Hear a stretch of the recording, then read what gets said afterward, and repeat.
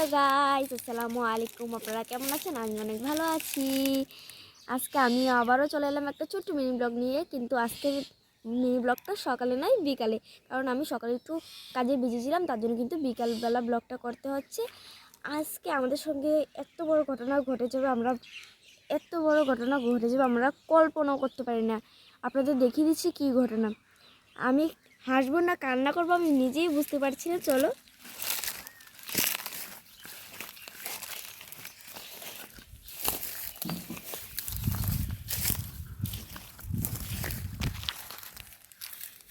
আমাদের একটা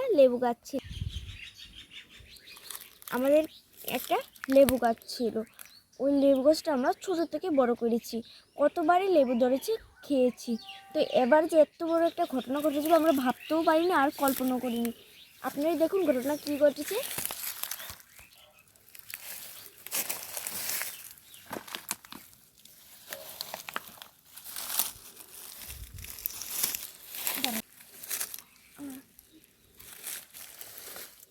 এই যে দেখুন ব্যাপারটা কি।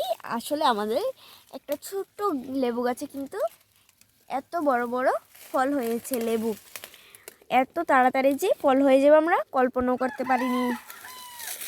অনেকগুলোই কিন্তু ফল ধরেছে। এই যে টানটানা,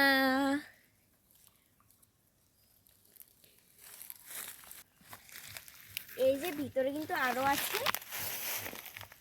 ভিতরে কিন্তু আমি যেতে পারবো না, কারণ অনেকগুলোই লেবুর কাটা আছে, তার জন্য। ওই যে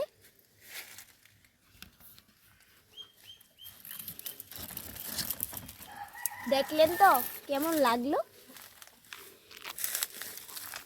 আরও কিছু আছে এখানে।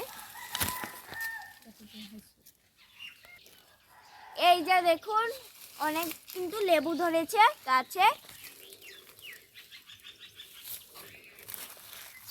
ওই ওই যে দেখলেন তো লেবুগুলা।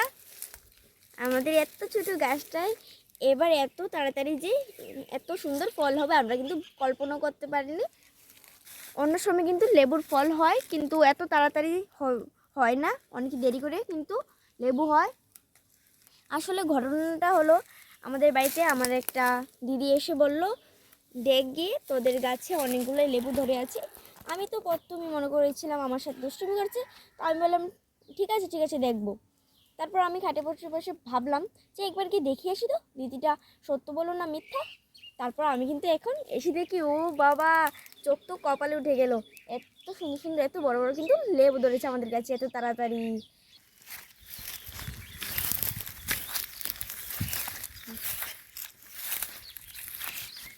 ভাবলাম এত সুন্দর খুশির সংবাদটা আমি শুনবো, আর কেউ তো শুনবে না, আমার বন্ধুরা তো শুনতেই হবে। তার জন্য আপনাদেরকেও আমি একটু দেখানোর চেষ্টা করলাম। কেমন লাগলো আমাদের গাছের ফলটা কমেন্টে অবশ্যই বলবেন। এছাড়াও আজকে আরেকটা খুশির সংবাদ আছে। এই যে আমি কিন্তু জঙ্গল দিয়ে কিন্তু চলে গেলাম আপনাদেরকে লেবু দেখানোর জন্য। এখন আমি বাড়ি চলে যাচ্ছি।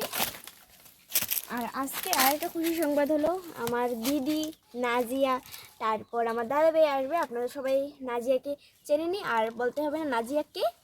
সব ভিডিওতে আমি মোটামুটি বলে দিয়েছি আপনাদের নাজিয়া আজকে আসবে। কারণ দিদির শরীরটা বেশি একটা ভালো না, তার জন্য দিদি নাজিয়া দাদাভাই আসবে আমাদের বাড়িতে। আর আমার তো খুবই ভালো লাগছে, যেহেতু নাজিয়া আসছে আমাদের খুবই খেলাধুলা আর এনজয় মজা তো আছি, তার সাথে সাথে দিদি আসছে, খুবই মজা হবে। আর আর আমরা কিন্তু এখন অপেক্ষায় বসে আছি। আর যেহেতু দিদির শরীরটা বেশি একটা ভালো না, তার জন্য কিন্তু বাবা দিদির জন্য সাইড থেকে পেঁপে, তারপর অন্যরকম পাহাড়ি সিম এনেছে। দেখিয়ে দিই আপনাদের কি। এই যে বাবা দেখুন সাইড থেকে পেঁপে এনেছে। ডাক্তার বলেছে দিদিকে সেদ্ধ খাওয়ার জন্য, তার জন্য বাবা কিন্তু এগুলো এনেছে। আর এই যে পাহাড়ি সিম, এটা কিন্তু বাবা সাইড থেকে এনেছে, এগুলো দিদির জন্য।